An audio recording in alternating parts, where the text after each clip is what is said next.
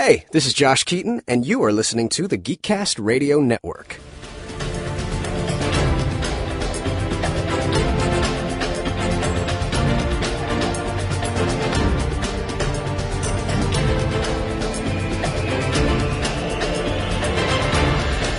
Yada, yada, yada. That's why we're talking about Star Wars. Are you making toast? No. No, that's your job. Did you hear that? Yes, I heard it now. I heard it this time. Wow, that's hilarious. Yeah, it's really quiet, but I brought it out here. Yeah. Plugged it into the vacuum. You plugged it into the vacuum? Apparently, it's the only extension cord in the house. It's sitting on the table next to me. It's got like a really short cord. Yeah. Well, toasters have always had a short cord. That way you can't get electrocuted by them. I suppose. All right, let me smack myself here. Ow. Okay. Ow. I hire someone to do that, but I just do it myself. It's much easier, and I know the okay. We are no Jedi.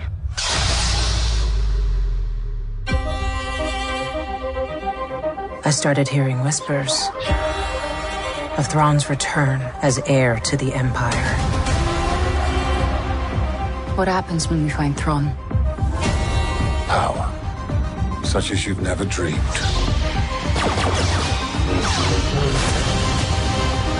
I've spent most of my life fighting a war. That's why I'm trying to convince you to help me prevent another one. You and I both know who could help you with this. She's still just as stubborn as ever. I bet your master found you difficult at times. Anakin never got to finish my training. I walked away from him, just like I walked away from Sabine. You never made things easy for me, Master. As a Jedi, sometimes you have to make the decision no one else can. There is nothing wrong with your podcast player. Do not attempt to adjust the volume. Hello and welcome back into our studio. You are now inside Studio 2009.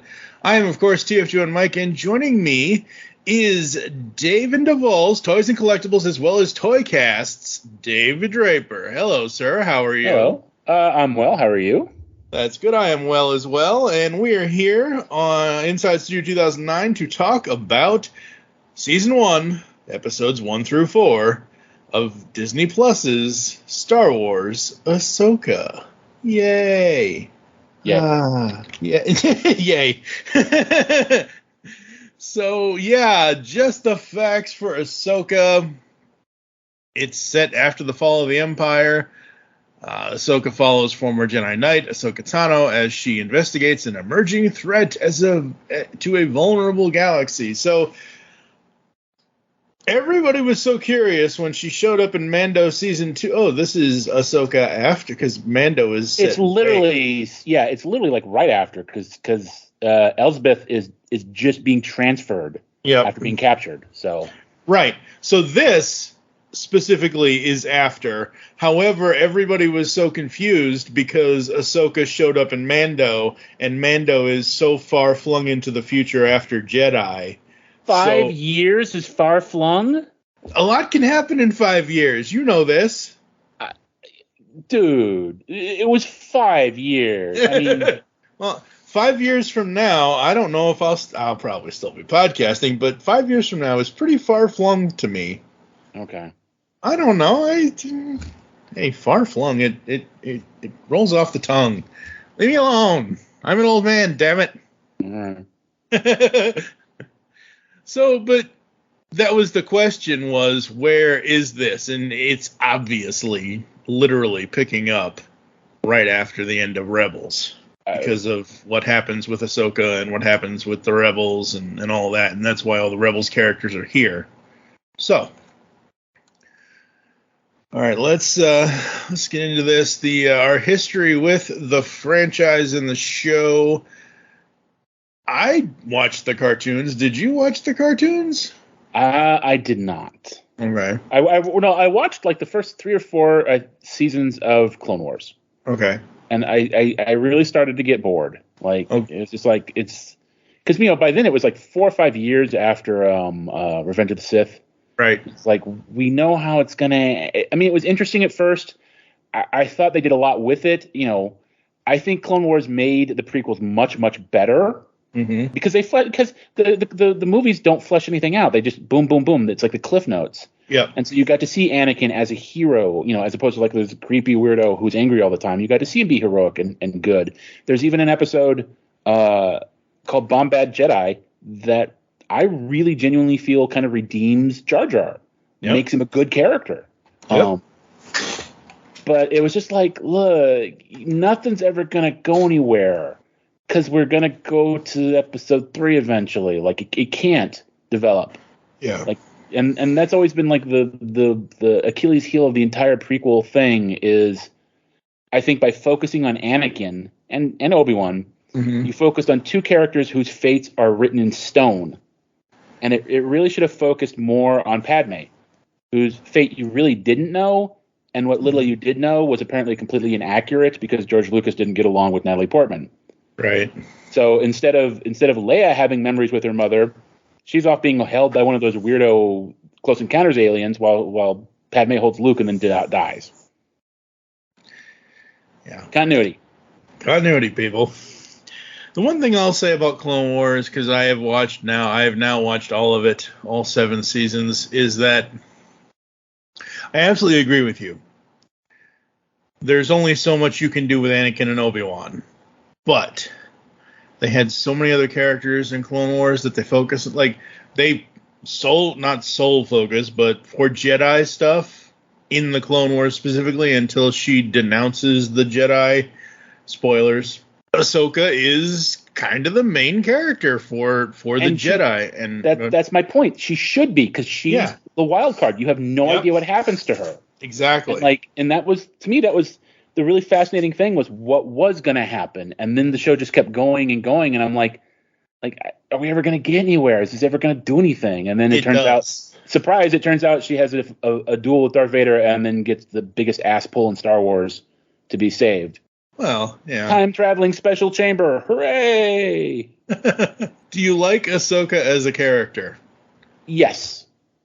And unlike a lot of people that seem to have a big problem with the show, I don't mind that she's different as an adult than she was as a child, because I've lived a human life.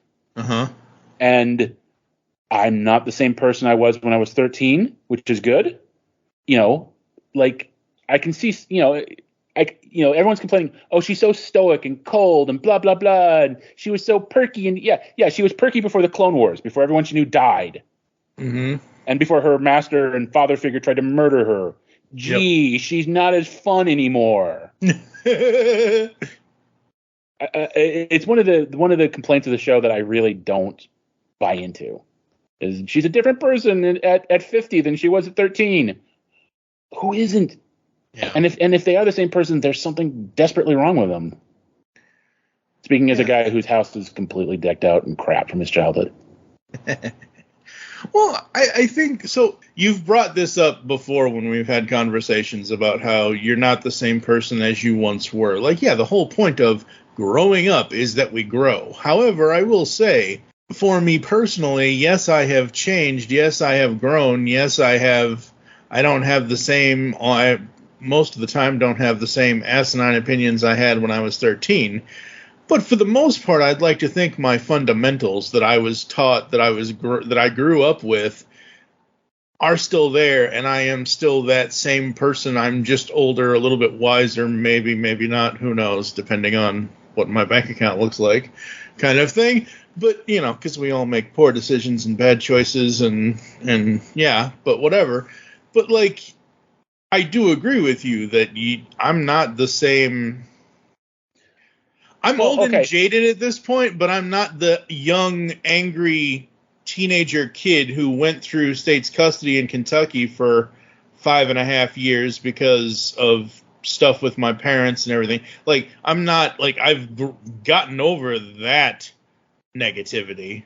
There's been other negativity in the last. Well, I mean, what I would ask you is because we've established that you're a big fan of the character, and you've watched Clone Wars and Rebels.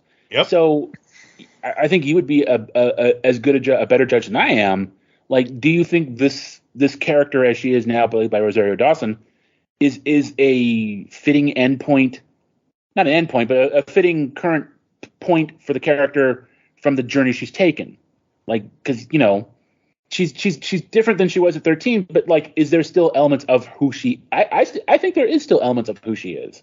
Like, Yeah. you see those little grins and those little kind of, I think she's playing it cool partly because that's the role she has to play as a Jedi, as an old, as opposed to like, she can't just be as a sassy kid anymore. But she's still the same person. I would assume she still has the same. I mean, the show really hasn't gotten there yet, but I mean, I would assume if she was faced with a decision that she would behave like Ahsoka would behave. Yeah. I never think she's a different character than Ahsoka. That's all I can say. Even though she's matured. Yes, yes. As a person, as a character, as a whatever, whether it's fictional or real life, as long as we mature as we age, we can still kind of be a child. Like you said, we surround ourselves with all these plastic things that essentially mean nothing half the time, unless it's, means something to us. As a character, from when she started to when she ended in Rebels, absolutely, she grew a lot. And picking up from that ending and going into live action, like you said also, we're only 4 episodes of the 8 episodes into this, and I'm waiting for something. Like, we kind of got a hint of it. And yes, folks, there will be spoilers in this. We kind of got a hint of it at the end of episode 4 of the show. Because when we get there, I got thoughts about that. Okay. All right. Well, we'll get there. Refer back to earlier comments referring to that zone. Yes. But what I like about her interactions with that character is that... Well, we've barely seen any. Well, okay, I'll rephrase. In Rebels, when she has interactions with that character, it's shocking to her. It's because she sees the transformation from who she knew him to be to who he becomes. And I've got I know you're not going to watch Rebels, and that's fine. I've got screenshots I can show you. There is a perfect image of her screaming. Just screaming because there's a cartoon on Facebook. I don't know where it's from, but it's you might have even seen it, where it's like it's Ahsoka and Luke. I guess they meet for one of the first times, and Luke tells her that in the end, Anakin turned back, and she breaks down and cries. She's like, "My master came back," and she breaks down and cries because she's so happy that in the end he was redeemed. Yeah. So. I'll have to find that one. But I like her as a character. I think her characterization, because they are still using her, is not done yet. But I do think that she's got 4 episodes in a movie, so. True. But she doesn't make it to Rise of Skywalker, so be prepared. Because you hear her voice is one of the voices that calls out to Rey at the end. I got to go back and watch that again. It's going to be torture, but I got to go back and watch that again because I don't remember a lot of Rise of Skywalker. Yeah. And, oh, man. Look, I know because nerds pointed it out and like, I think it was Ashley. They used her voice. She's one of the voices at the end that calls out to Rey. I love that. Yeah, I love Ashley as the voice, and I love Rosario as the character now. I think that is so cool because Ashley can kind of stick in the, like, whenever I see, because I follow her, I follow James Arnold Taylor, I follow Matt Lanter, I follow all the voice actors on Instagram. And either she will do it or one of them will do it on one of their stories on Instagram, and they will all be at a convention or whatever else, and she'll, throw a, "Hey, Sky Guy," and all this and everything else.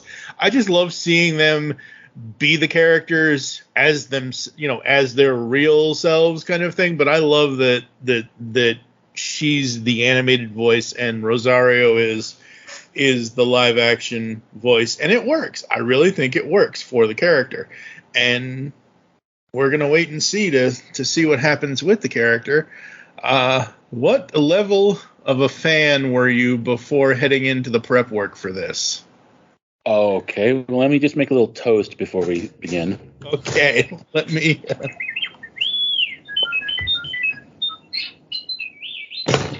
That is my R2D2 toaster, which we mentioned on an earlier episode. Yeah, it's over on Toycast, folks. You'll hear that after this or before this. So the story I tell, there's a photo on my wall.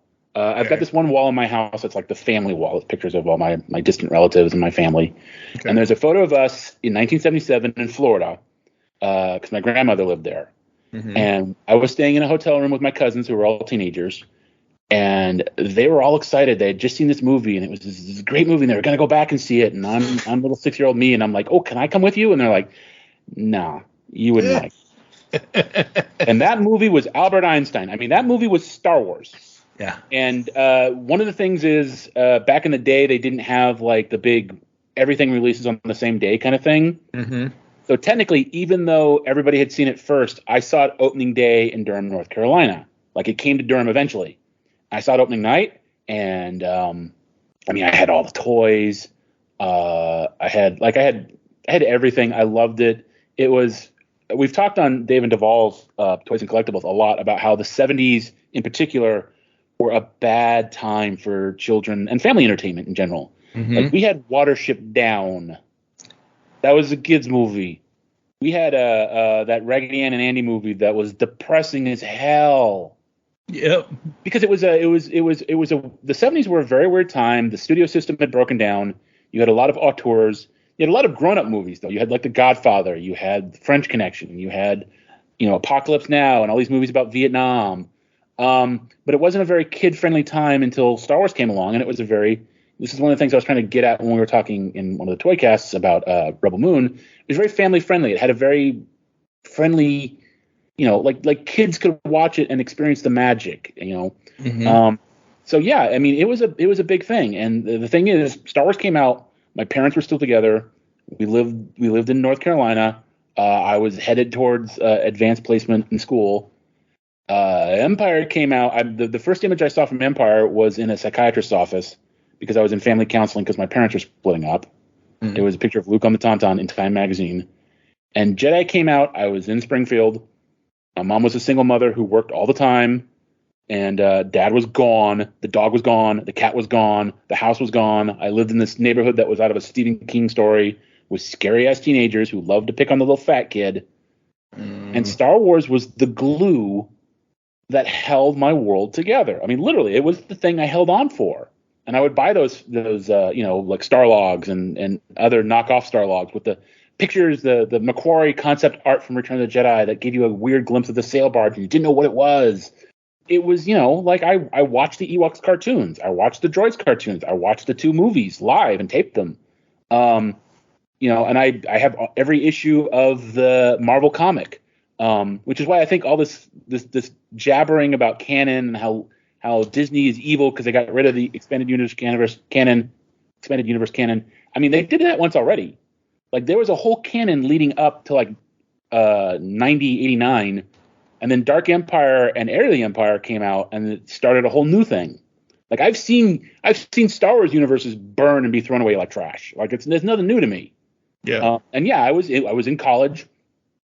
I know Dark Empire came out before college, and then Heir to the Empire came out when I was in college because I remember going to the Grand Union, which is a grocery store in New York, to pick up a copy of Heir to the Empire. So yeah, I mean, Star Wars has always been this huge part of my life.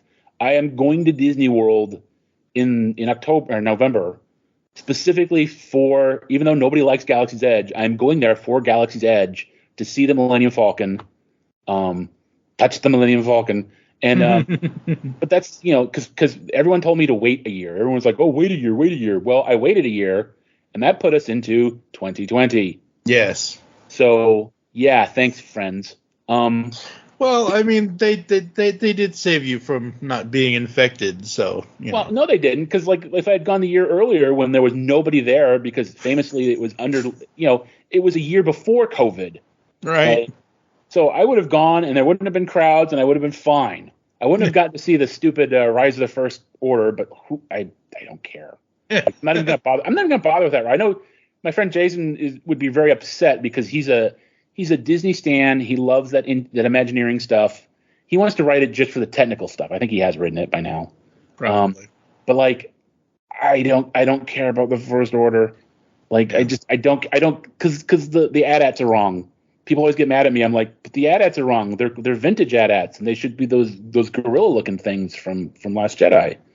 Mm-hmm. It's wrong. It's all wrong. Everything's wrong. Everything wrong. But yes, point being, I am about as crazed a super fan of Star Wars as you can get. Even though I haven't seen Rebels, and I haven't seen all of Clone Wars, I haven't read all the books because I got to a point where the books got so bad. Mm-hmm. Like if you've read Dark Trilogy, that was terrible, and then I read Death Troopers, which is the zombie one. Oh no! Yeah, and I don't know. First of all, they didn't understand the rules of a zombie thing because they were like, by halfway through, like not even halfway through the book, a third of the way through the book, there were 2 characters left. I'm like, okay, you have to have a cast of characters to whittle down, and then they're on a prison ship and they open up a cell and it's Han Solo and Chewbacca. And I'm like, okay, well, these 2 are going to survive. Yeah. Like there is no tension in this book whatsoever. Well, I mean, Star Wars and zombies, that's stupid. It could have been good, like if they had been a good zombie story, but it wasn't because it was, you always got to have like a cast of characters, and there's always got to be one guy who gets bit, and there's always those are going to turn, and I don't know, I got burned enough that I'm like, I'm done. Like George Lucas famously said, the movies are canon, everything else is rumor. And I was like, if it's good enough for Papa George, it's good enough for me. All right. There you go, folks. I like Star Wars. I like turtles, and I like Star Wars. Mr. Dave Draper. There you go. I am I don't know. I didn't, because I'm 9 years younger than you are. So I was born the year the Empire took over. I was born the year we went to Cloud City in 80. So I was born when Empire came out. A few months before Empire came out, actually. But eventually, I would see them all. I remember seeing the first movie, and at the end of it, I'm like, wait, they get a medal and everybody goes home? That's it? Really? That's the end of the damn movie? Really? And this was me at 6, 7, 8, 9 years old. And then my mom showed me Empire, and I'm like, oh, okay. All right, well. There we go. And then I saw Jedi, and personally, Jedi is my favorite, not because of the Muppets. What I like about Jedi is it combines more, not necessarily more than the rest, but I always, because we lived right next to the woods in Massachusetts kind of thing, is where our house was, so I always liked having adventures in the woods and just, pretending with fake swords and whatever and all that stuff. They weren't laser swords, they were actual, like, King Arthur swords. Anyway, so Jedi has that perfect mix of space battle and forest battle for me. So that's why Jedi is my favorite. Plus, I like when stories end. I like seeing what the ending of a story is going to be. I'm perfectly fine with a cliffhanger as long as you come back and end the story, kind of thing. So I think good endings are undervalued by storytellers these days. Because you always want to people even write movies, like the Marvel movies are written like a TV show. So there's never an ending. There's always, because you always got to get the next episode. You always got to get the next one. It's like, just give us there's a lot of satisfaction in a solid ending. The journey comes to its conclusion, and you can just let out a deep breath and relax. Yeah. I don't think people appreciate that properly. Yeah, no. Like, you look at, I'm going to name 2 different 80s movies that I know off the top of my head. You look at The Dream Team with Christopher Lloyd and and all those people, about the psychotics who escaped the mental institution and all that. You look at that movie, you look at Throw Mama from the Train with DeVito and Crystal. That's a one-off. That's a beginning, middle, and end story movie kind of thing. I miss that. I love that we have had these giant spanning universes between Star Wars and Star Trek and Marvel and DC to some sort of extent, but Marvel and Star Wars specifically. James Bond, even though it changes every movie, which is more than fine because different adventure, different whatever, that's fine. That's not a problem. But I miss, and I think we're coming back around to this, I miss that one movie, one story thing. But that's more like, even when Star Wars came out, there was no, I mean, until it became a huge hit, obviously, there was no guarantee you were getting, I mean, the whole point of Star Wars was radically changed because there was no guarantee of tomorrow. Like the whole Endor, famously, Endor was supposed to be Kashyyyk, and the Wookiees were supposed to be the Ewoks. And there was this whole ending that was like based on his experiences. Not that he had gone to Vietnam, but Lucas was prepping Apocalypse Now, and Francis Ford Coppola kind of stole it from him. And so all that stuff about the Ewoks, that's based on Vietnam, and it was supposed to be the Wookiees. And then he couldn't do it all in one movie. Yeah. So he did the movie he did. That's why it ends with the medal ceremony and everybody's happy. But he left just enough out there to come back. The movie became a huge hit. He did Empire and he did Jedi.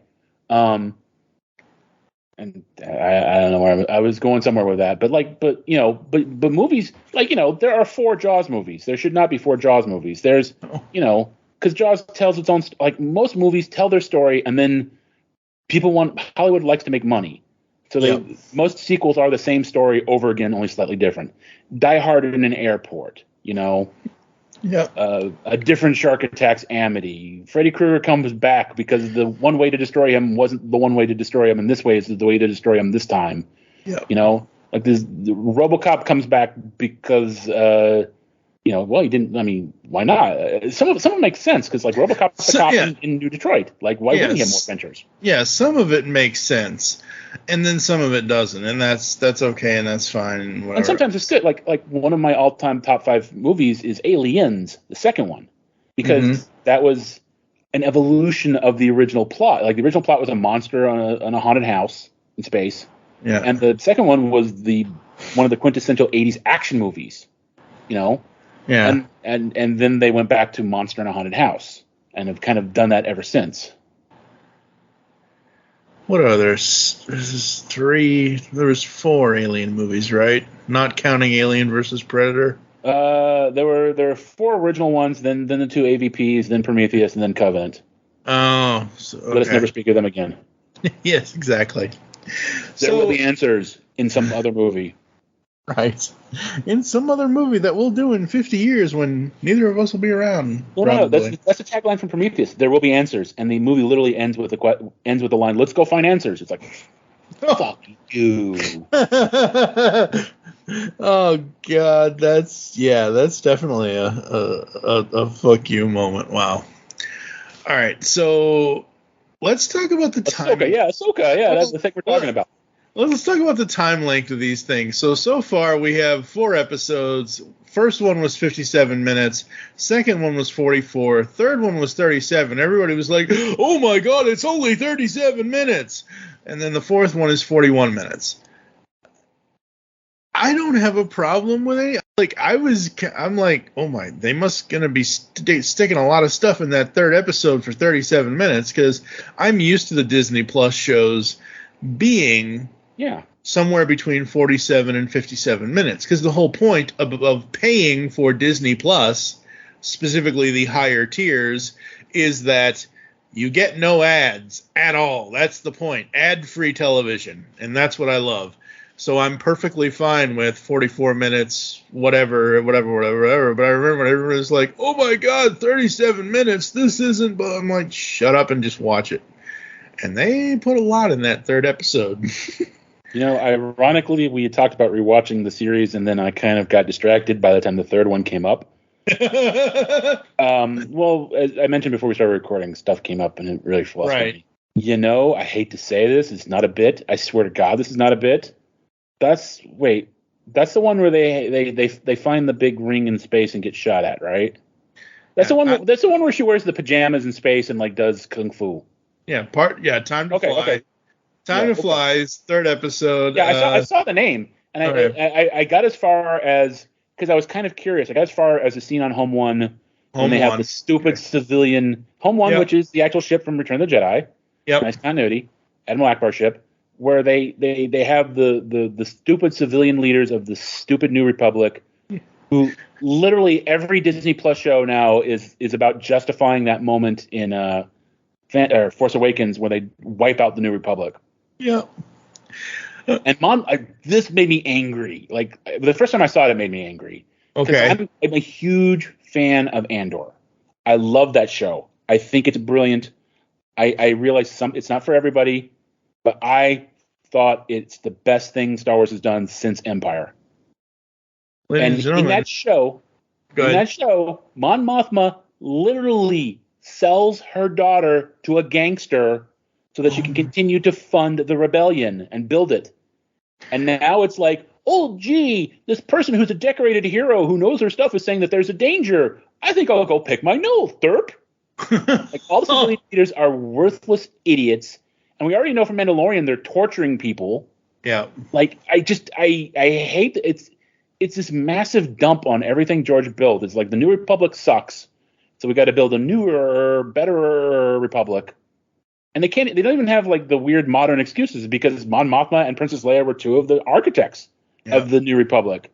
It's almost like this weirdly reverse modern politic thing where like the women built this terrible, terrible, terrible place that's filled with traitors who hate it. And even that, like the second time around, I was watching the second episode where it's like, why would people be loyal to the Empire? Have you seen Mandalorian season 3? Yeah. It's a little crazy. So in episode 3, since we're here, we go to Home One. We have all the politicking stuff because how do you not have politicking in Star Wars, because it always is. And pretty easy, called the original trilogy. Very much so. We get to that they're approaching Cetos. And I was not expecting it to be spelled the way it is. I was expecting something else, but that's just me. Okay, how's it spelled? Like I don't have that. It's spelled S-E. It's like C, like Atlantic Ocean. It's S-E-A-T-O-S. I was expecting like C-T-O-S. Yeah, I was expecting like C-TOS kind of. I don't know. I was thinking in droid letters and numbers at the time. But Mike, it's got a big ocean. Get it? Cetos. Yeah, I know. I hope that's not the actual explanation, because that would make me sad. Make you sad that you guessed it? Wow. No, it made me sad that that's dumb. Yeah, but I just pulled that out of my butt like being a smartass, and it's the actual explanation. Well, it's got a big C. Let's call it Cetos. Please no. Please no. Please let's have them like look at the script and go, oh wait, no. Well, I guess we got to run with it now. I didn't say it out loud. I didn't think it through. Now I look stupid. Yeah, I love the dogfight in this episode. Okay. What I love about it is we get Star Wars dogfighting, and it's awesome. You got the 6 starfighters, including Shin Hati and Marek converging on Tano's T6 shuttle. You've got Hu Yang and the others, and then you've got Hera doing her thing with Sabine and all that. I really dig it because I love the aerial dogfighting. It's such great aerial acrobatic combat stuff.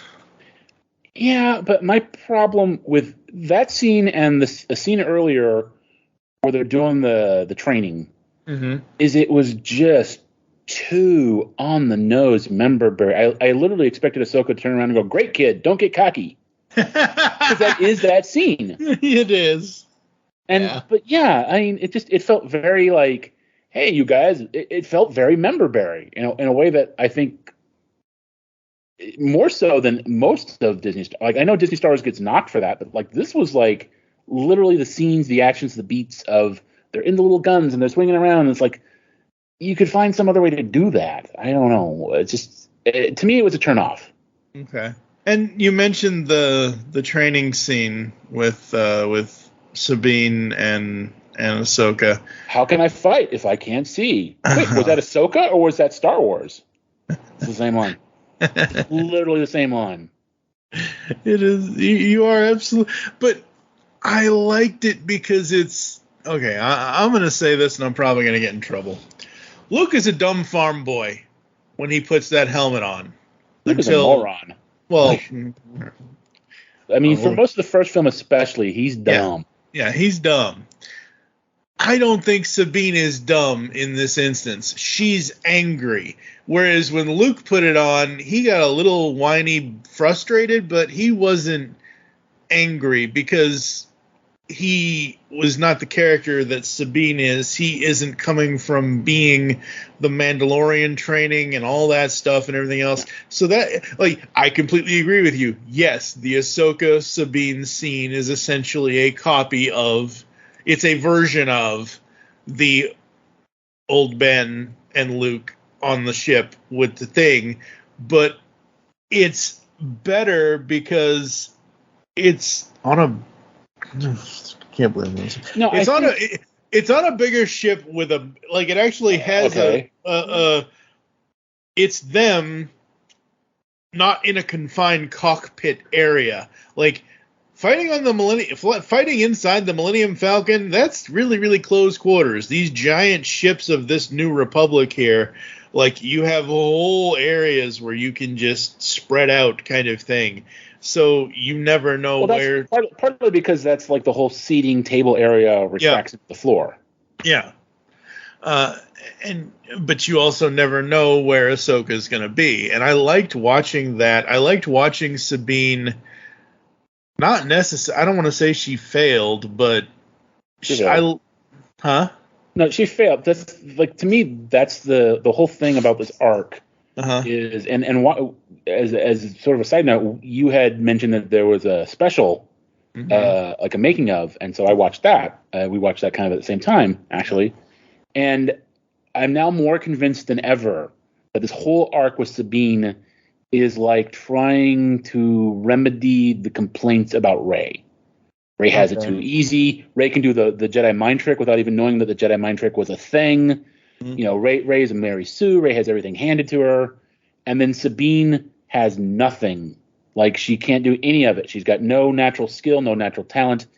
And I was like, okay, are they going to go where at the last minute she does a thing and, like, she can suddenly use the Force because she has to? Surprise. Or is it going to be that she can never use the Force? And that would be an interesting twist. Like, she finds her own way that doesn't involve being a Padawan.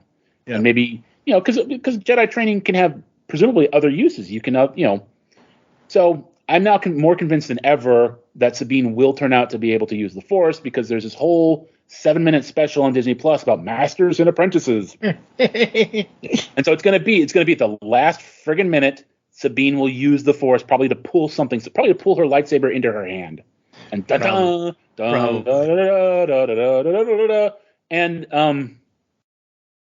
it's just, I mean, I think if that scene would be more interesting if you dealt with the whys as opposed to just like because she has a line about Ahsoka has a line about how her being angry and frustrated is screwing her up. Right. And there's always this thing in the prequels especially. Like Yoda never wants to train anyone older than an embryo. Like too old, you get too old. Well, like I kind of get that logic of it where. They're set in their ways. They have a view of the world. You must unlearn what you have learned. And Sabine, particularly, has been trained as a Mandalorian warrior, right? Or has been trained as a Mandalore. Yeah. So, like, she's got all this other training in her head, and like, it should have been like she's fighting like a Mandalorian, and Ahsoka's like trying to explain how to fight like a Jedi, how to think like a Jedi. More importantly, how to think like a Jedi. It's not about fighting; it's about feeling the Force. But she doesn't say any of that. She just hits her with a stick over and over again. And normally, to go somewhat off topic, that was my favorite episode of Heroes. Was the one where Doctor Who shows up and beats the kid with a stick because he's stupid. Peter Petrelli beats him with it. Like, I love that. Abusive Doctor Who was the best character in that show. But like, she's just, I mean, and it's kind of cool that she's walking around tapping, but she should have said something, given direction. All she does is sort of tease and humiliate Sabine. And it's like, you're not learning. It's like at the end, she goes, "Oh, don't get angry." It's like, thanks after I've failed and fallen on my butt telling me what I should have done. Like, the whole thing is, the Force is, you reach out with your mind, you calm yourself, and the tapping with the stick, the distracting is a distraction, like to test you. Yep. But you have to establish that you're connecting with the Force in the first place, because otherwise you're just being a jerk and tap. Like, there's no teaching in that scene. Where Obi-Wan's talking through that whole scene. Yeah. Like, reach out with your mind and, calm yourself and kind of see through the Force and feel things around you, and be aware of your surroundings. Whereas there's none of that in that scene. It's just there's a helmet that she can't see, and she's being stimulated, and she fails. Like, Luke, by the way, succeeds at the end. He tags the drone. Yeah.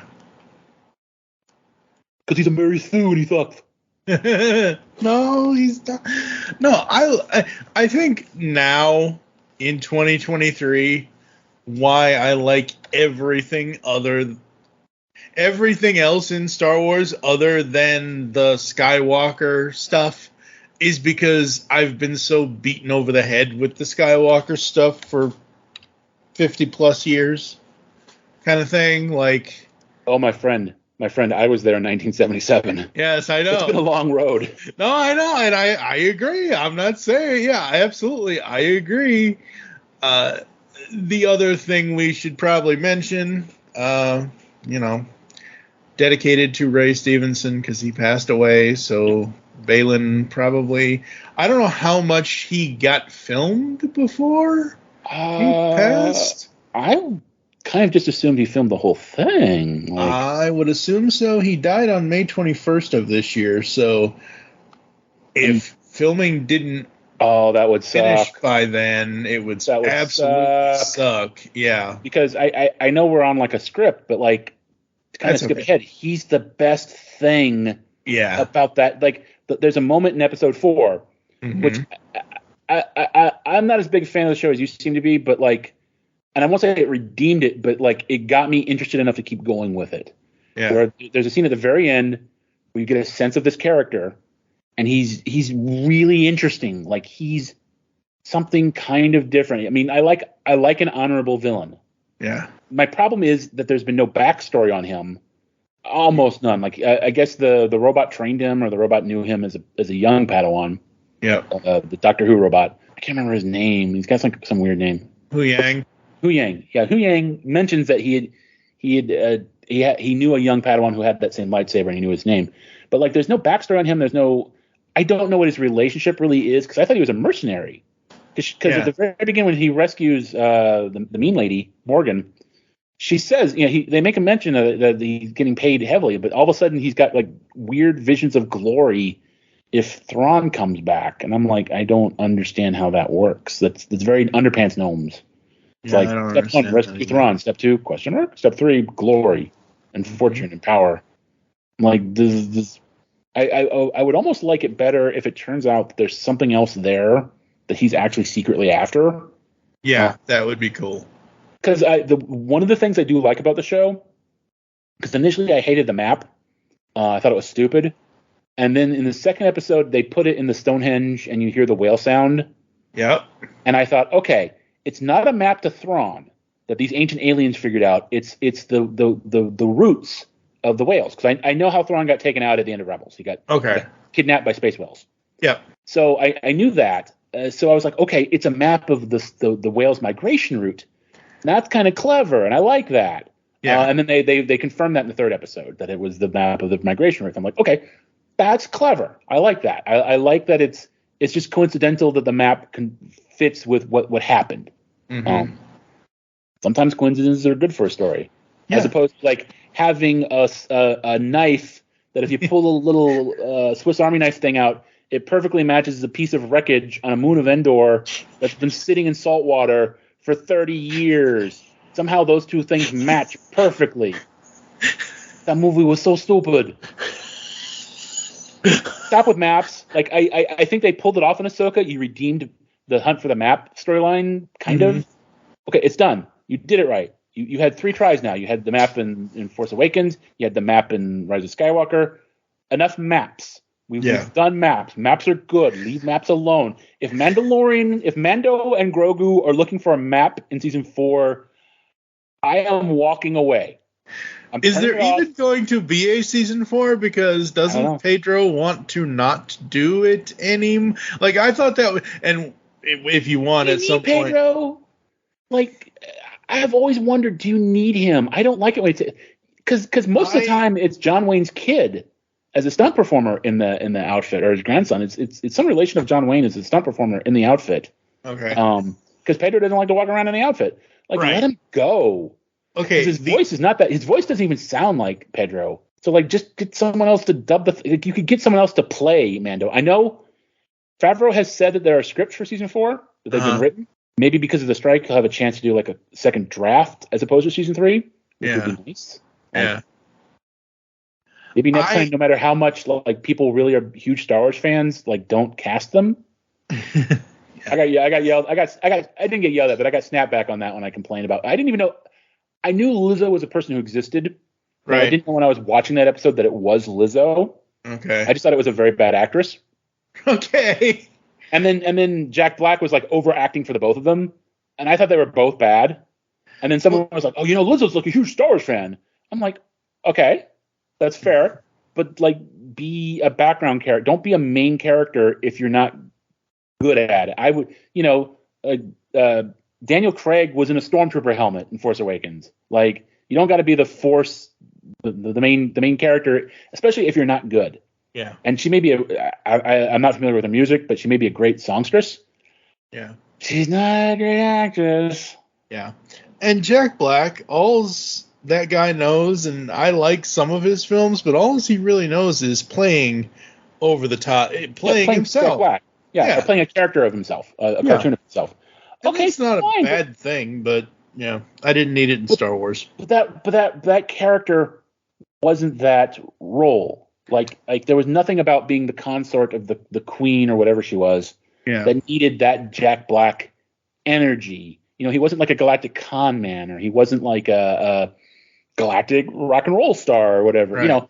Like he was just this really overly Jack Black character that was just a guy that was like with the queen. Mm-hmm. Like there was no reason for it. And I realized that people are random, and maybe there's a guy with a queen that's crazy and over the top, but it didn't work for me in general. And the two of them together, it really took me out of the episode. And then frankly, I didn't think Christopher Lloyd was very good in that episode.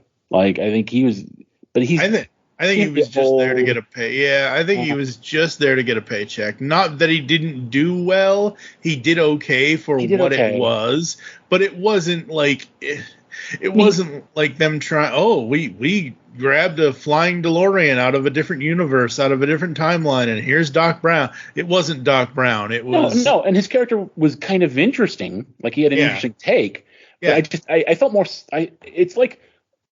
It's like watching an actor you really like who's really. This is gonna sound terrible. I'm an old man. I'm limping around the house, but you feel sorry for a moment. Like when their performances sound like they're in pain. Yeah.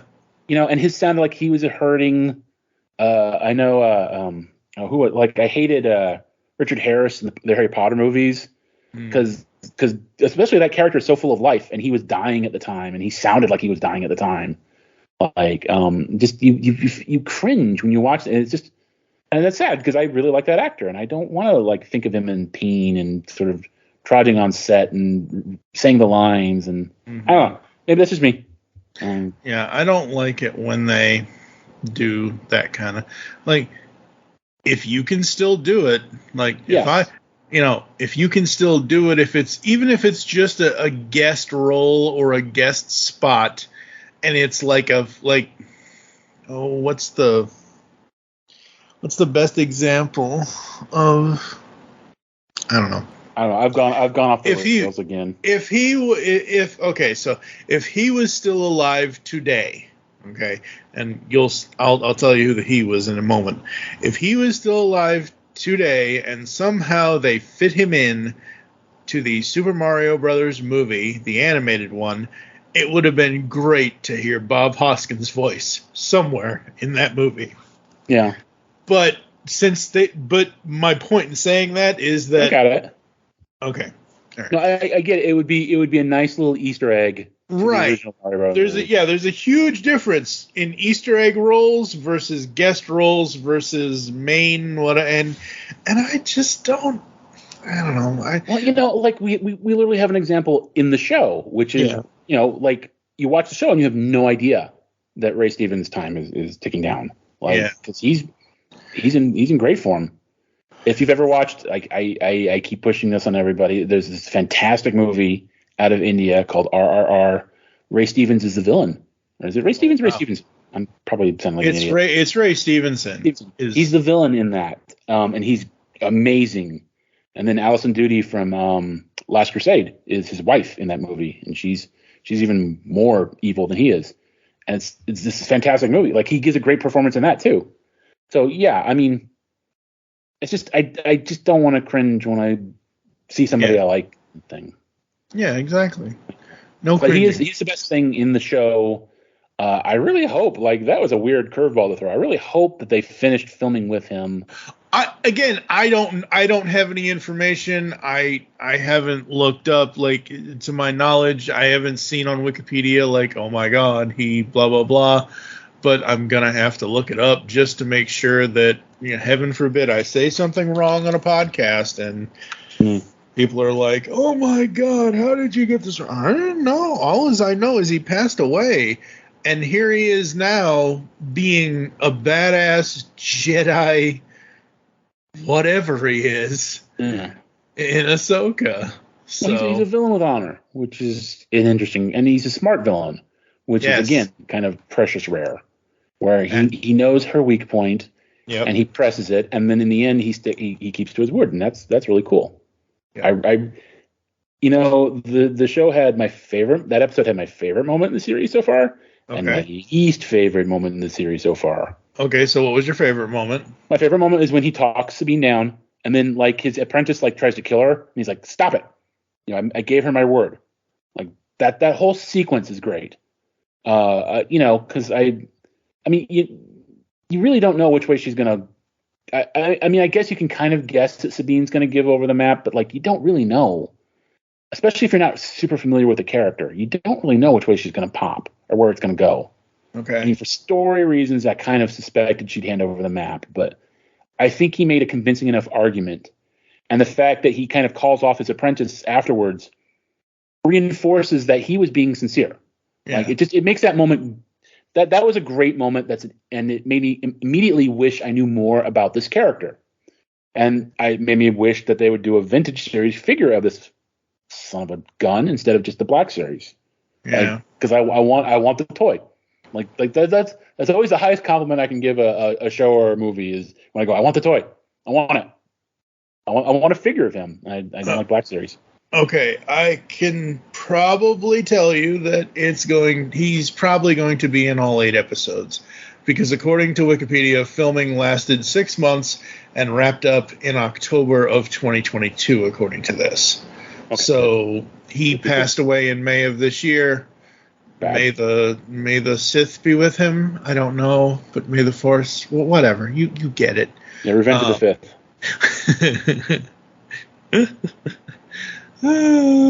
Yes, absolutely. So, episode 4, part 4, Fallen Jedi.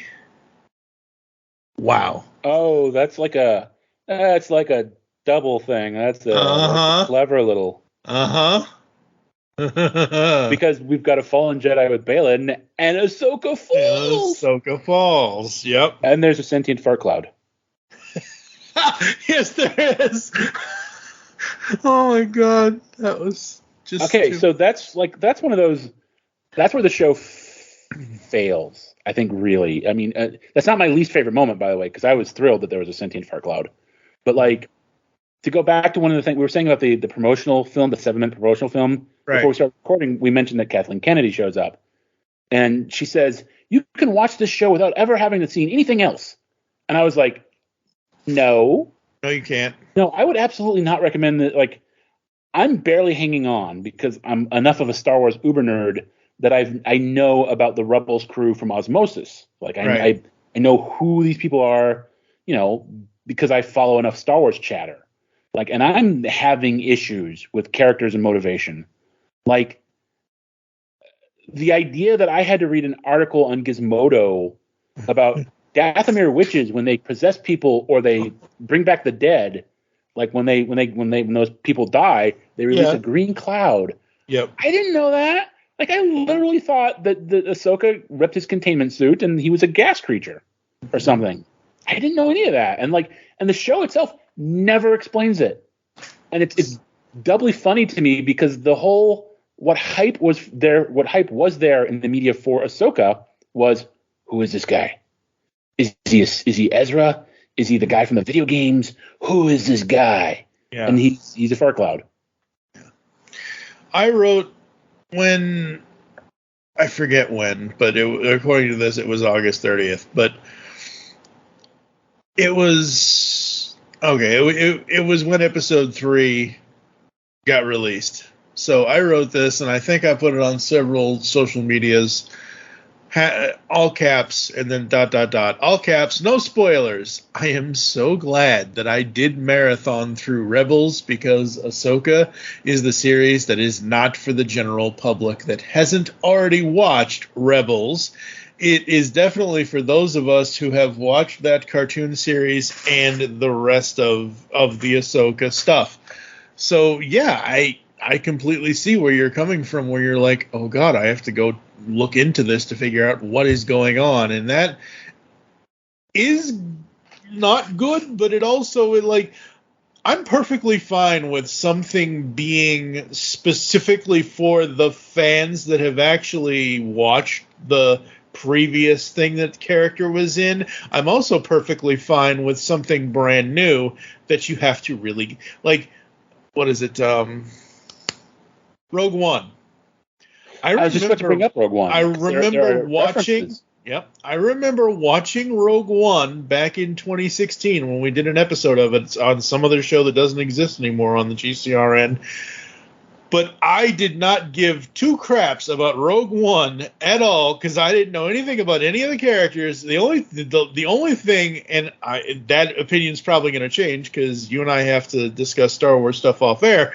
But at the time in 2016, Mike didn't give two shits about Rogue One until a certain, beautifully black-visaged guy with a red lightsaber shows up. Fan service, yeah. The fans, exactly, because I knew nothing about any of those characters. However, going forward, I'm going to try, because Andor happens before the events of Rogue One, correct? Yes. Okay.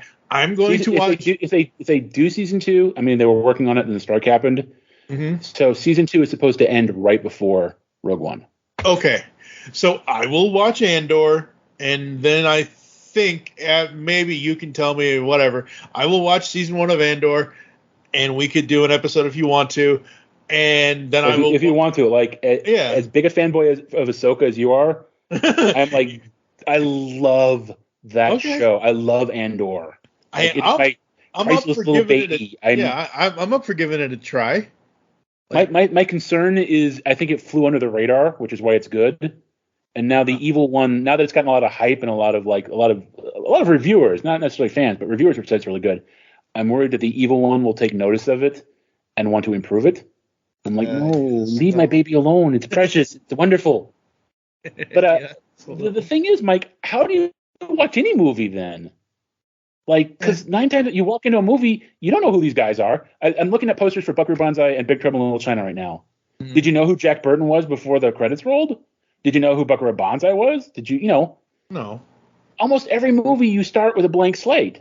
True. Rogue One is a blank slate for Star Wars. So it's like, I don't get that. I don't have a 10-year history with these characters, so I don't have any attachment to them. I've got a buddy who's got that attitude with Andor, and I'm like, how did you watch Deep Space Nine? Because you love Deep Space Nine, but Sisko wasn't in the original series.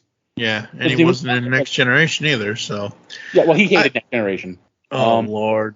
Yeah, he's one of those guys. He's coming around, but like his whole thing was that's a different captain. It's not Kirk. It's not Spock. It's not my Star Trek. But then by Deep Space Nine, he had kind of accepted that Star Trek had moved on. Yeah, and he got into that. Like the thing with Rogue One is like, yeah, okay, they are all new characters. It's a new story, but like, dude, like, do you have to have the same characters in every story? No, but I want to be able to get attached to the character. I want the characters for me to be likable to me. And when I watched that movie, okay, at least what I remember from fucking 7 years ago, fair. I mean, I did not enjoy any of the characters. At the time. See, Cassian Andor like murks a guy within like the first 5 seconds of meeting him because he's a hindrance. And I'm like, I like you. And then the Chirrut, who's like he's not a Jedi, but he was one of the guardians of the Jedi Temple.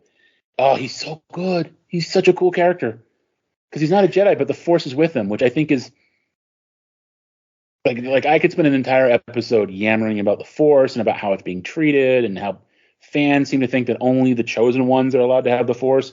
Only if you have 1 million midichlorians can you have the Force. and stupid Disney is making it so people who aren't special can use the Force. I'm like it's one thing that I think they teased in Last Jedi and didn't really develop, and it makes me sad because I think the Force is generated by all living things, which to me means that it belongs to all of us. Yep. Like we all generate it.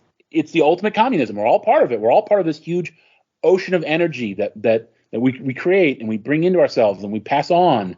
And I think, one of the frustrations I have about the prequels is that we know that the Jedi Order was destroyed because the Force willed it. Like that's pretty much stated. It was flawed and it needed to be destroyed. But they never explained how it was flawed and why that decision was made by the Force. It was just like, well, it needed to get wiped clean. To bring balance to the Force, you needed to wipe out the Jedi and the Sith. So why were the Jedi flawed? Well, what did they do wrong? And I guess in one of the novelizations, which I don't remember reading, but Yoda kind of reflects on that. He's like, we've drifted too far. We've lost our connection. Because there's a whole thing about you're not allowed to be with other people. You're not allowed to love. You're not allowed to have connections. Yeah. And that's a weird thing for a group of people that like serve life. I think that was. If you pay attention, that was kind of Qui-Gon's thing. He was a servant of the Force. He served the living Force. And everyone else is a Jedi master. They're mastering the Force. Yeah. And I think that's the difference. I think that was the difference between the Sith and the Jedi was the Sith were like, this is a thing we control, not a thing we serve. Yeah. And I think the Jedi kind of went down that road. They used that mastery for benevolent purposes, but they lost the idea that they're the servants of the Force rather than the masters of the Force. Yeah. None of this matters because in stupid Book of Boba Fett, Luke Skywalker's like, you have to choose between being a Jedi or having people in your life. Grogu. Ugh. Thanks for learning, Luke. Yeah. Glad you died pointlessly. So 7 years later, I am willing to give Rogue One a second chance, but only after we watch Andor, because I want to see Andor. If Andor comes before the events of that movie, I need to see. We've talked about this on and off air. I want to see the beginning of the story kind of thing for that character. So that's all stuff in the future, folks. But it's not just the beginning of the character. Like the secret of Andor is not the beginning of Andor. It's not the beginning of the rebellion. The trick is that you don't even notice until you suddenly realize it. The trick is it's the beginning of the Empire. Right. Like at the beginning of the show, there's a thing called the Galactic Empire. And at the end of the show, there's the thing from Star Wars. And you see it be born.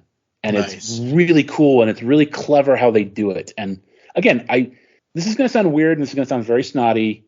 And it's really not meant that way. Because I think Star Wars, as I was saying earlier, Star Wars is for everyone. Star Wars has a very childlike thing, which is not a bad thing.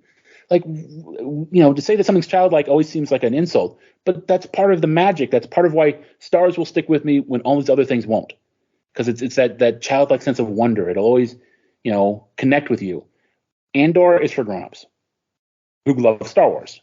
Okay. Like, it's a grown-up take on things. And it's still got, like, it's kind of got space battles. It's got, it's got action in it. Yeah. But it's thinking about things.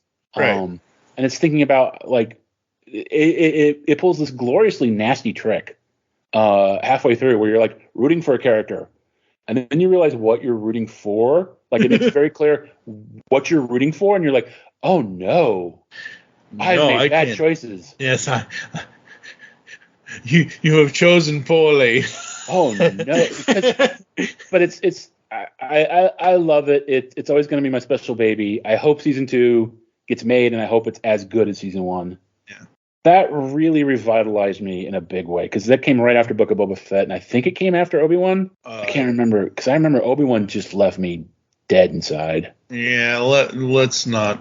Yeah, so anyway. So let's say you're looking for a podcast of your favorite 80s comic books, G.I. Joe, Transformers, Ninja Turtles, He-Man, etc. Where are you going to go to find us?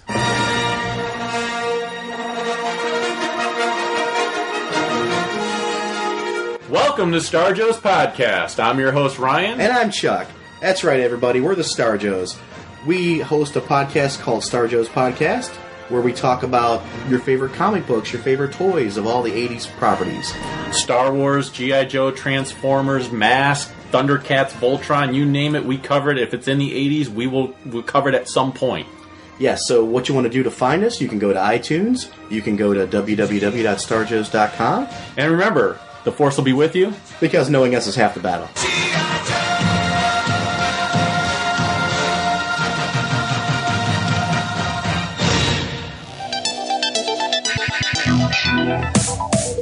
Like science fiction? Of course you do, or you wouldn't be listening to the Geekcast Radio Network.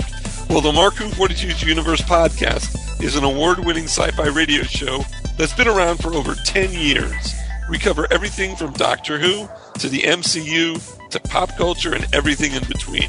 A new show drops on Tuesday mornings on the GCRN website and all of the major podcast platforms. So listen to the Marku 42's Universe Podcast from the universe and beyond. On the Simplistic Reviews podcast, we talk movies. We talk TV. We talk... Hello, Julie, what the heck are you doing? Trying to make our spots sound more exciting by adding explosions. Yeah, I'm pretty sure you could have got the point across with sound effects, not the real thing. Car. Download the show on iTunes or at simplisticreviews.blogspot.com. I'm sure your insurance company will cover that. No, they won't. No, they probably won't. Ahsoka just leaves me kind of... but getting back to it. Yes, so episode 4, Fallen Jedi. Yeah, they're basically trying to stop, Thrawn from coming back. But you know they're going to fail. Like part of my problem is they're going to fail. Oh yeah. Well, they have to fail in order to succeed. So yeah, well, that's the thing. Like the problem is, as a fan of Star Wars, and even though I didn't watch Rebels, I did read the Timothy Zahn books back in the day. Yeah. So I know who Thrawn is. Yeah. And I kind of like him as a character. I mean, he's basically Sherlock Holmes. Yeah. He's Sherlock Holmes, and Palion is Watson. Right. Oh my goodness gracious, Thrawn, you've done it again. Blah, blah, blah. But like as a fan, you want to see Thrawn. You want to get to Thrawn. You wish that the sequel movies had Thrawn in them.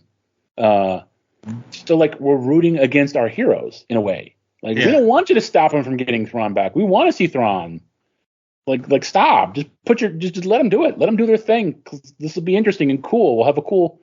I mean, we like this one guy, but we like Thrawn pre-built. We want you to fail. Yeah, and I think they are going to fail. Oh, they're absolutely going to fail. Yeah, they're because you like you said, Thrawn needs to be in the There's a movie coming. Yeah. We need a villain for it that people care about. Like this whole show is the Andor, if you will, to a Rogue One that will probably be called Heir to the Empire. Like Disney would be stupid not to call it that, but it'll be Thrawn threatening the New Republic. Right. And at this point, the shows have made me hate the New Republic, and we also know that the classic characters aren't going to be in it. Yeah. It's going to be. I mean, they've said it's the end of the Mandoverse, so Mando will be in it. Ahsoka will be in it. Yeah. Boba Fett might be in it. Definitely, not. what's her name? The girl from the Min Wan Ying. From Boba Fett will probably be in it. Like everyone they can get from the Disney Plus shows, those 3 shows particularly, will be in it. It'll be the end game of the Disney Plus shows. No, it will. I mean, that's how they'll sell it. Yeah. There'll be Ahsoka and Baby Grogu fighting together against the menace of Thrawn. And that's right. I mean, I can already see. I can see they'll make the Naguri. I can't pronounce. I don't know how to pronounce the weird monsters that serve Darth Vader. There'll be aliens from the other galaxy, or the Yasmari, which are the creatures that like block the Force. They'll be from the other galaxy, and that'll be Thrawn's like secret. Because that was the whole thing, is he found these creatures that block the Force, and that's why Luke couldn't touch him, because he was the Force didn't work on him. That's why the figure comes with these weird little yellow monsters that kind of you pose on him. Yeah, they're creatures that were hunted by Force using creatures. I keep saying monsters, but monsters are more interesting. They were hunted by Force using creatures, so they developed a Force blackout zone around them, and he used that to like protect himself. And by the way, he was not the heir to the Empire. Like Leia was the heir to the Empire. Yep. Which they kind of forget. Like I don't know if this is gonna sound mean. I don't know if Filoni's read those books. I don't know if he has either, but I like what he does. I think he has talents. Yes, absolutely. So, yeah, episode 4, they do the hyperspace, they do all kinds of stuff, and everything kind of happens, and Hera brings her child into battle, which I know, which for some reason bothers a lot of people more than it bothers me. I'm like, what was she supposed to do with the kid? Leave him running around unsupervised on home one? Mm-hmm. Yeah. I do love that he has the line that we all know, love, and maybe hate. I've got a bad feeling about this. No, he just says he's got a bad feeling. He doesn't have about this. Okay, well, yeah. I was hypersensitive to that. Was it good for you or bad for you that he said it? It wasn't either. It was fine. It was like, okay, like I get it, and his dad's a Jedi, so like he makes sense that he would. Again, his dad's a Jedi, so he's gonna have Jedi powers. That's how the Force works. Is it's like medieval nobility. Like your dad has to be a Jedi for you to be a Jedi. You can't just be some normal guy who has the Force. That's not how that works. You're not special. I do love, and this is a little bit earlier, but when the transport was escaping, when they were all that, my favorite is Hera and Chopper arguing back and forth.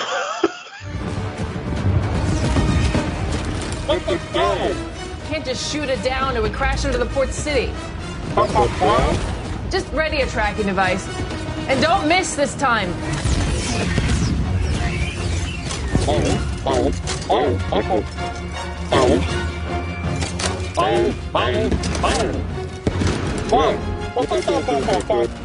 I did not go through your stuff. Did you look under the backup battery? But see, I think that's kind of like, it was a cute moment and I enjoyed it. Yeah. But like, I'm not dying of laughter because I don't have that connection with those guys. Yeah. Like, it's not like, oh, those two guys fighting again. You know, it's a cute moment. It's not a bad moment. It's a cute moment. It's funny. His little head arms do a little like, hands on hips things. Like, man, you messed with my stuff. Yeah. No, I didn't. Yes, you did. Yeah. Yeah, he does say yes, you did. Yes, he does. He does. And in that tone too. Yep. And that is what I love about it. And the way I see it is that Hera and Chopper are the Clone Wars, Rebels, whatever you want to call it, whatever we're calling this part of the universe. They are the Han and Chewie kind of thing. I was just about to say that. But I mean, I think it's the way that like Han and Chewie's relationship was in Star Wars versus Empire. Because like when Empire and Han's calling him laugh it up, you fuzzball. Like they like, it's funnier because you've seen them together before. You know the depth of their friendship. where I'm coming into this relatively new. I knew that Chopper was saucy. Yeah, he's a saucy robot. That's but right. Again, I think there is always this wall there because they just really, like you were saying with Andor, like you didn't know who this guy was. It's like, I don't know who these guys really are, and you need to introduce. And I'm open to being introduced to them. It's a cute scene, but I don't think it hits unless you're a fan, or it hits as hard unless you're a fan. Yeah. So for Ahsoka, the character, if you don't want to go back and watch the rest of Clone Wars, because you said you watched 4 or 5 seasons of it, it's only got 2 more seasons after that. Rebels is only 4 seasons. Yeah. And I think you would like it. I have literally never heard anything but good things about it from other Star Wars fans. So the end of this episode here. Yeah. Ahsoka, so she fell off the cliff, because you always got to fall off the cliff. Well, she's a fallen Jedi. That's right. She awakens in the world between worlds, which is a thing that I only know about because people complain about it from Rebels. Yeah. And someone who isn't familiar with Rebels is going to go, did she just get the Soul Stone? What happened? Well, am I wrong? No, well, no. Because they don't explain it at all. Yeah, no, they don't explain it at all. But again, I personally think this show is specifically being done for those who have watched Rebels and who know the events of that and everything else.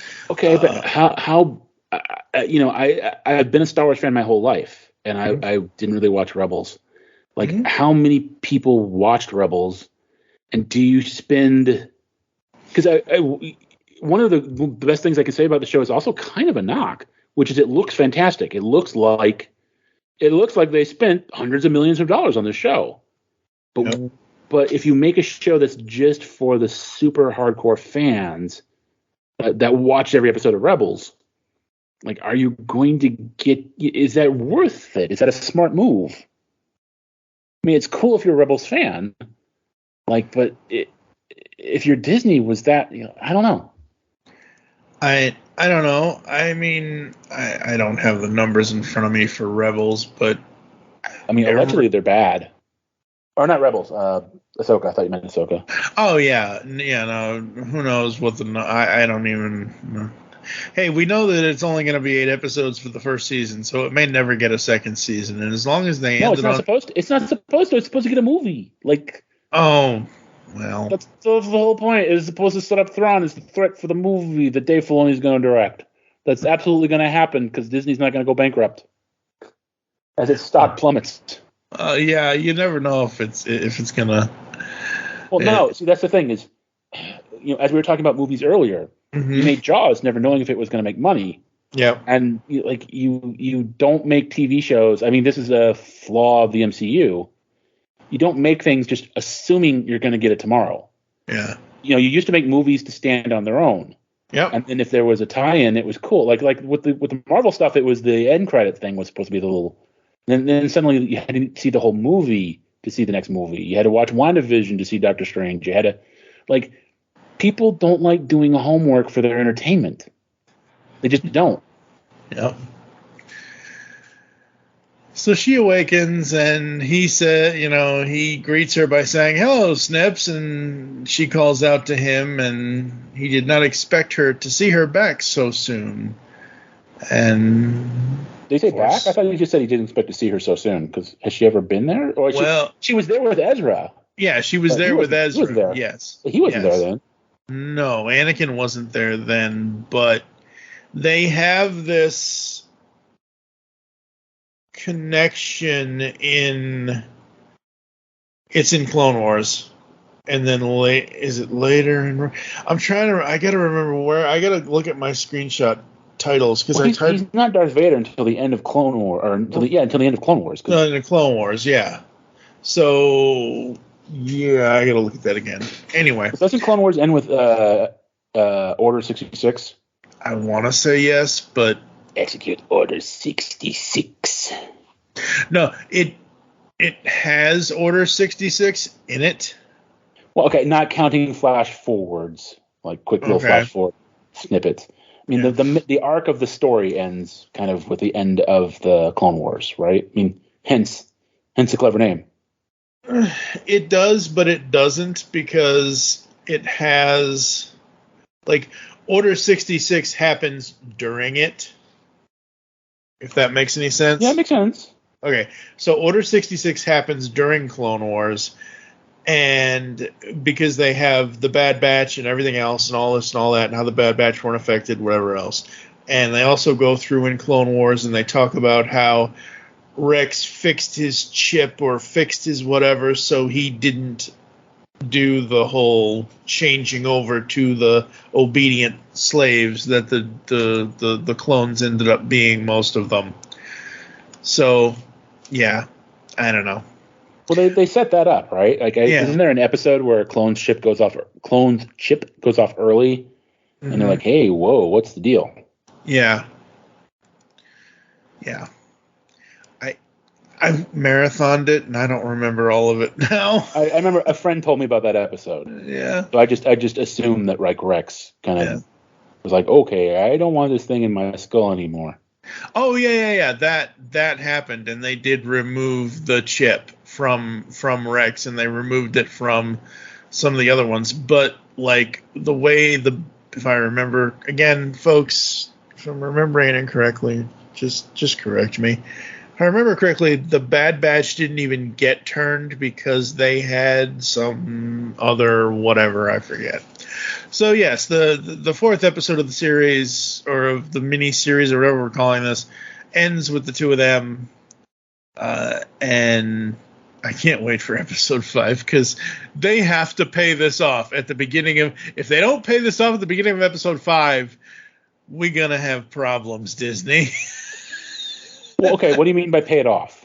Like, they have to do something at the beginning of episode 5. They have to continue it from this point of her seeing him. So by definition, they do. I mean, yeah, like they'll have a conversation. Like my fear, they'll have a little conversation. How you doing? How are the kids? Blah, blah, blah. You know, they'll get caught up on things, and then because it's a magical realm between the worlds, Ahsoka will use it to get to the other galaxy.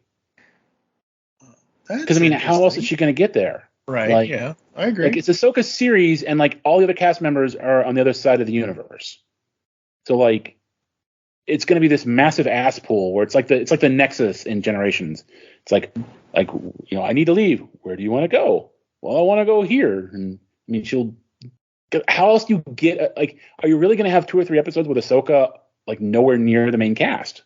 Yeah. Like not dealing with anything. Then just why not call it Sabine? Yeah, that's very true. I mean, they might not do that. I mean, it's sort of like a no-win situation, because if she just hangs out on this side of the galaxy, what is our title character going to be doing? Yeah. Yeah, I don't know what I want. I want something that doesn't clear up the cliffhanger, but just some little button-up kind of thing. And then maybe he gives her away or shows her a way to get from the world between worlds to because the way the other people are getting to the other galaxy, they have this whole point to wormholes or whatever the fuck it is. Well, yeah, and they have they have like 6 big honking hyperdrives. Yeah. Like, it's established that it's not an easy thing to do. No, it's not an easy thing to do. So it shouldn't just be an easy, like, hop, skip, and a jump for her, but I want, like, you end this episode, because this episode of the podcast won't be out until probably the week of episode 5 coming out, because heaven forbid I put a podcast out. Oh my God! And we already said spoilers at the beginning of this, folks. If you don't know, then it's your own damn fault. But I'm probably going to put this out like early next week, right before episode 5 comes out, because I want to, I want to see a little bit more with them.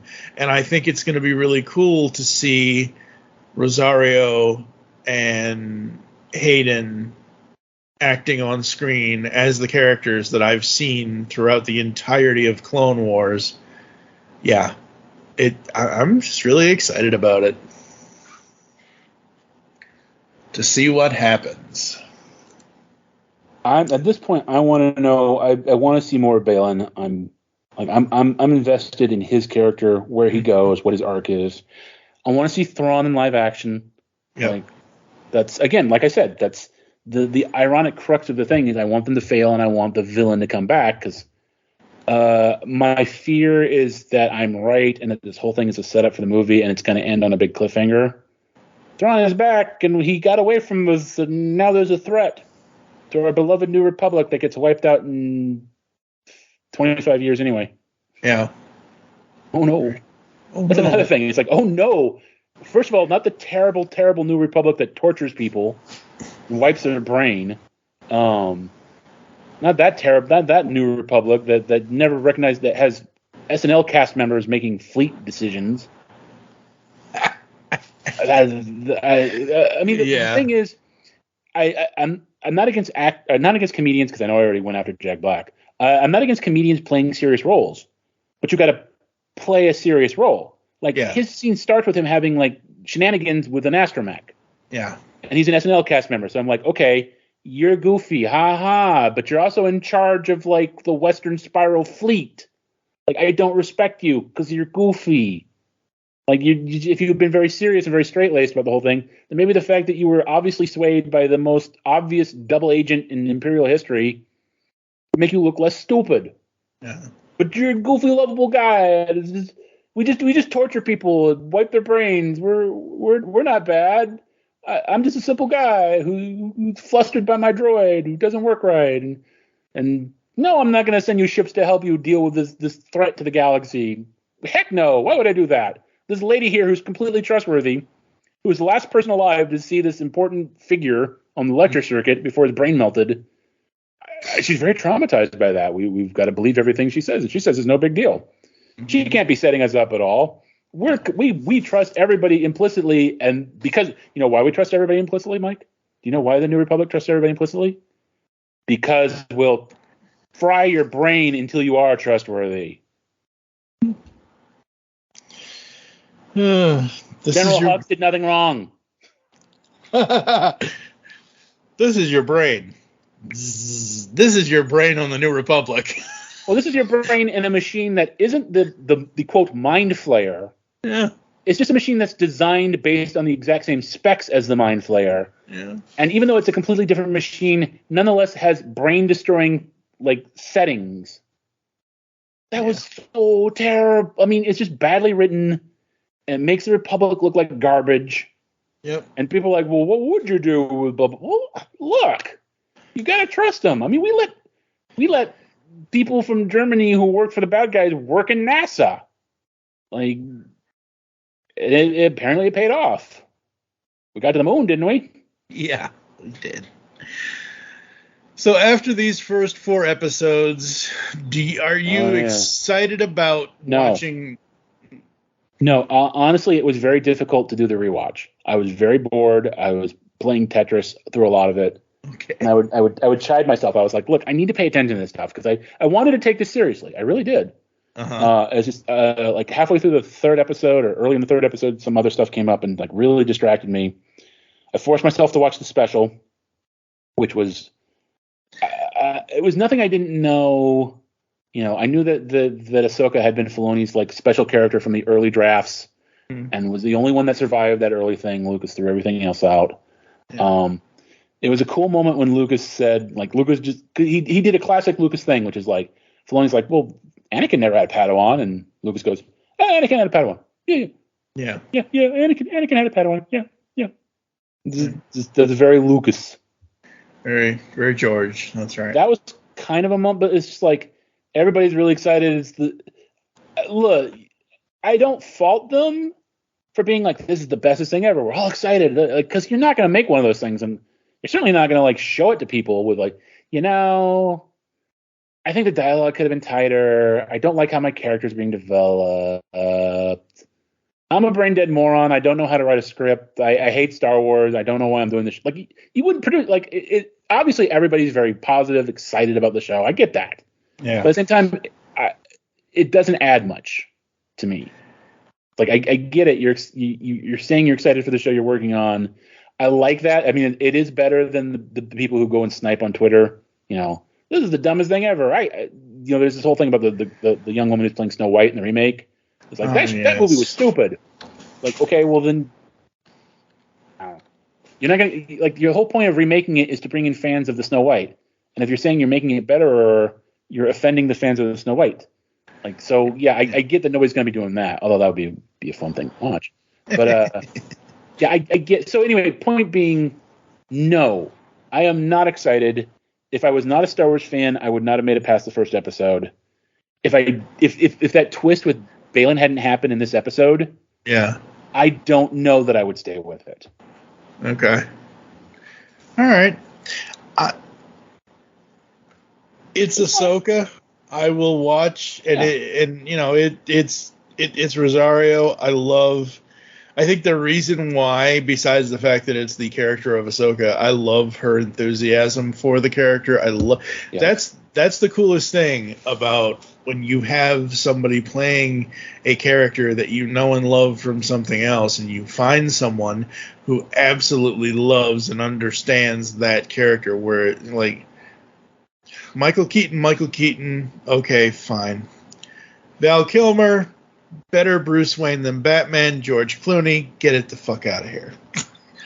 Okay, look, the thing is, I don't think his performance was bad. I just think the movie was bad. Yeah. Like I think Clooney would have been a perfect Batman if they'd cast Clooney instead of Keaton in the Burton Batmans. I think he would be the iconic Batman because I love Keaton. I actually like I think his Bruce Wayne is better than Batman because I like that kind of distracted thing that he does. Yeah. But I mean, like Clooney had the Bruce Wayne's supposed to be a handsome guy and he's an active guy. And I understand why Burton cast Keaton because of that Beetlejuice intensity of rage kind of thing but like, yeah, no, he's sort of the I can't remember the actor's name, but I think Clooney gets a bad rap. The movie is undeniably bad. They ruin Mr. Freeze. They screw up Bane, which I don't really care about that much, but they do screw him up. There are fans of Bane, and they do him super dirty. Everything's stupid and jokey and annoying. But I think Clooney is actually, like, especially the scenes with him and Alfred, like because Alfred's dying, and it's like his like he's a good actor. Yeah, So the final two films, Kilmer and Clooney, they are better Bruce Waynes than Batmans. I think that's fair, but then again, when he's in when Clooney's in Batman mode, he's in Joel Schumacher's like world. Yeah. So I don't think he ever got a fair shot. I can't remember the guy. Lazenby. He's like the George Lazenby of Batman movies. Of Batman. Yeah. Oh wow. Well, no, I never got a shot.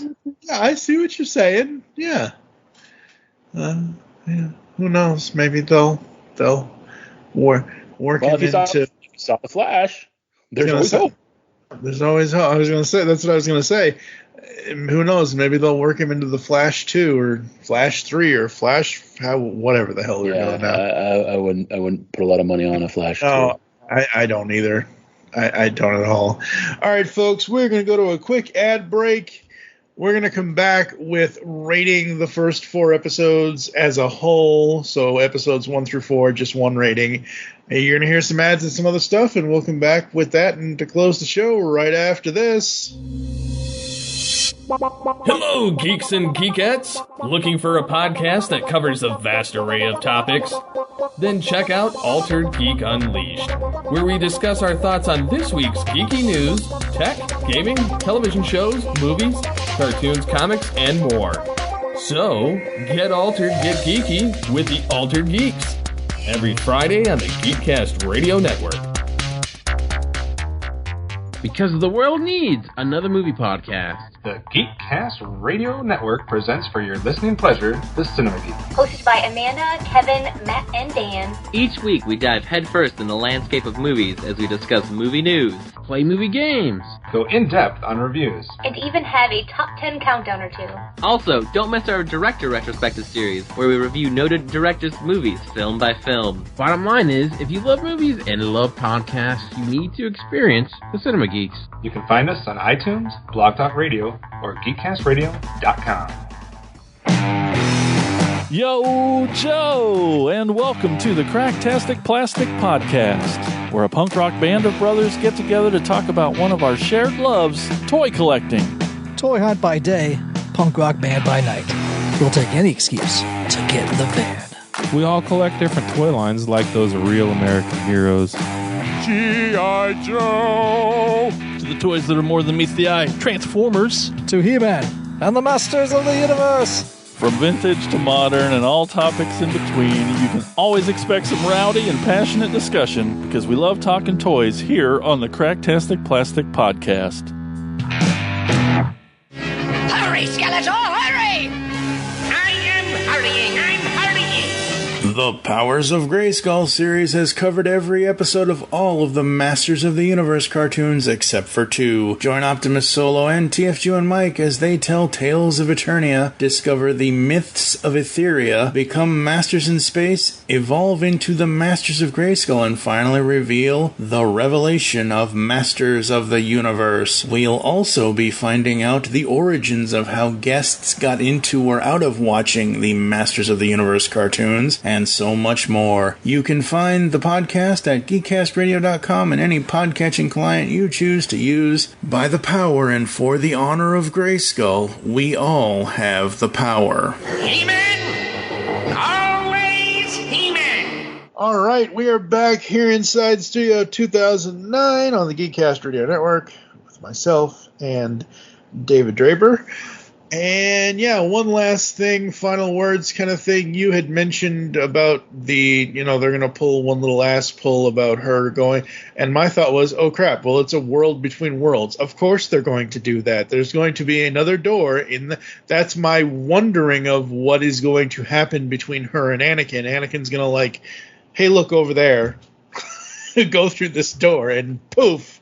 And they've almost kind of established that in a weird way because there's this whole thing where Thrawn is talking to Morgan, right? Mm-hmm. It's like she can hear him, and I wonder if he's at the other temple in the other universe and he's calling to her or whatever.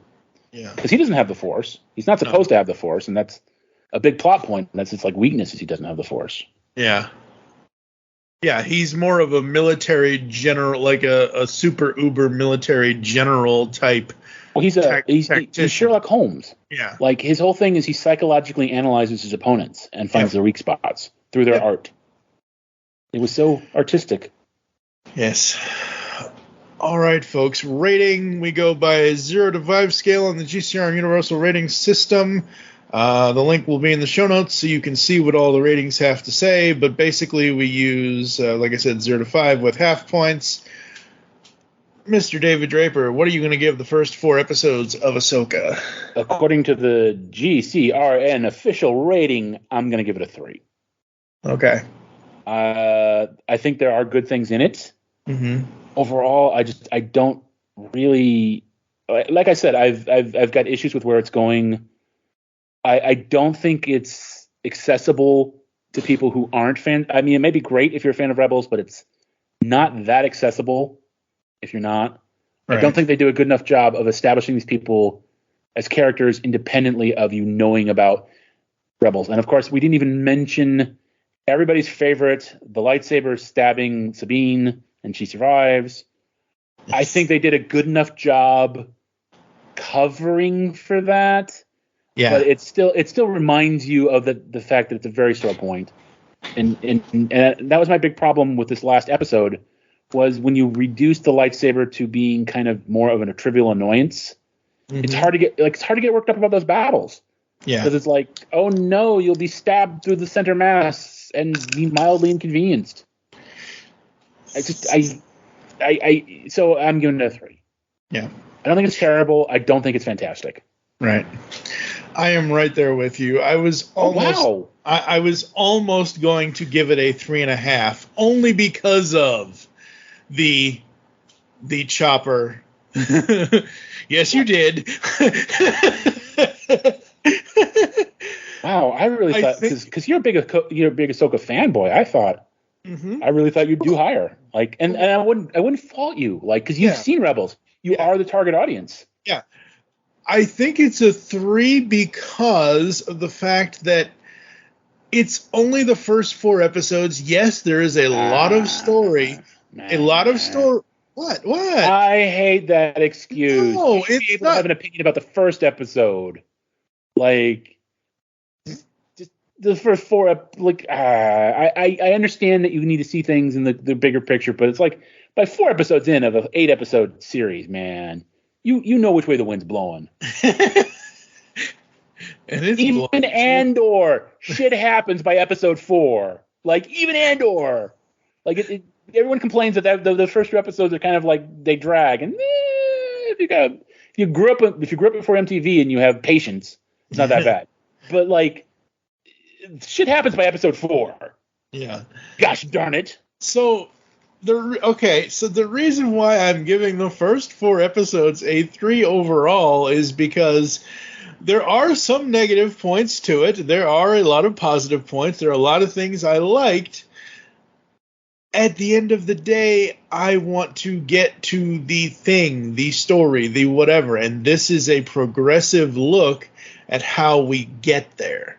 So we have this cliffhanger at the end of episode 4 that basically has me on the edge of my seat because I've always wanted to see that character, and especially after watching all of Clone Wars and listening to Matt Lanter's voice as the character, listening to Ashley Eckstein's voices, and all of that, I want to see them interact in live action. So but again, I understand that there are other prevalent issues with the first 4 episodes. Like, sometimes the story may drag, or sometimes it may be too slow. That's fine. I can overlook them. Like, nothing in the first 4 episodes is made me like. Hold on, give me a second here. Oh, that went down too fast. Like, I'm not gonna slam my bottle down or my whatever down and say, screw this show. So nothing in the first 4 episodes has made me feel that way. Okay. At the same time, I see certain things that they're not all gems, and they all can't always be gems. It would be great if they were, but they can't be. But I'm still very excited to see the next 4 episodes. Okay. So that's where I fall. I guess my thing is, like, if they did a show about Bosk, who is my favorite character, yes, like, it could be garbage. And it would get 5 stars every episode. It would be like, because they're doing my boy. Yep. Like, he's live action. Like, unless they clown him, because every time Bosk appears in any media, they always make him stupid. They wharf him. He's always like he's the big tough guy who always gets like knocked down and humiliated. So I'm always like looking, like, if they ever did a show where Bosk actually like kind of comes off as cool, even if the rest of the show is garbage, no matter how many people got stabbed with lightsabers and got better, like, no matter how many porgs are there, I don't care. I would love that show. Actually, I would love it more with porgs, but I would love that show to pieces because it's my boy Bosk. As long as he's not humiliated, like, it would be the best show in the history of forever. Absolutely. All right, folks. So I think that's going to do it for us. Any final anythings from you that you would like to say, sir, before I run through the closing? No, I think I've yapped enough. Okay. Well, not fair. Thank you for joining us inside the studio. If you'd like to get in contact with us, leave feedback for the show, there are several ways to do so. Visit the website, geekcastradio.com, where you can listen to and comment on all of our content. You can send any email to feedback@geekcastradio.com. Just in the subject line, put which show you're leaving the feedback for and whatever episode title you want to put, like if it's for me and Dave, or if it's for me and Steve, or for me and whoever. Here are all the ways you can listen to us nowadays: Apple and Google Podcasts. Leave us reviews, please. Spotify, and of course, any other podcatching client you choose to use. I need to rewrite that because that's not actually what it says. Leave the show's feedback in iTunes. Please do this. Follow us on, this is very old, folks. Follow us on X at Geekcast Radio for the network, at ITS Studio 2009, all one word. For the show, I am at TFG1Mike. Become a fan on Facebook. Go to facebook.com/Geekcast Radio Network. You can also check out Studio 2009 Podcast over there, as well as joining the Toy World Order fans group. That's the best way for you to see what Dave is up to and what kind of opinions he's giving online. Next time, because we have to wait a couple of weeks, because we have to wait for the episodes to come out. So next time, what was originally going to be this episode is going to be the next episode. Steve and I are going to be back, and we are going to wrap up the 90s movies with the Schumacher Batman films. I swear I did not plan this whatsoever. I did not plan us having that conversation. And then, so yes, Steve and I are going to do that. We will then be doing the Dark Knight trilogy and then something else. I forget what else after that. But for now, well, wouldn't it be Batman versus Superman and the Batman? There's 2 more films that feature Batman heavily, you know. You're doing the whole Batman thing. Yeah. Did you do the 60s Batman? Sometimes you can't get rid of a bomb? No. Oh, tisk. We started with tisk, we started with Burton. And we started with Burton. We're going to Burton film is a reaction to the 60s Batman. Yes, I know. Steve is I'm 9 years younger than you. Steve is 6 years younger than I am, so I don't think he really has any interest in the 60s. But I'm perfectly fine covering the 60s Batman at some point. It's just not what we started with, because he loves Michael Keaton, I love Michael Keaton, and that's what we started with. So we're going forward from the 80s. I don't disagree. I love the Keaton Batman is my Batman, but I still tisk at you, sir. You can tisk all you want, old man. For now, I'm TFG1Mike with David Draper. You'll hear us back in the studio soon. Can't just shoot it down, it would crash into the port city. Just ready a tracking device. And don't miss this time.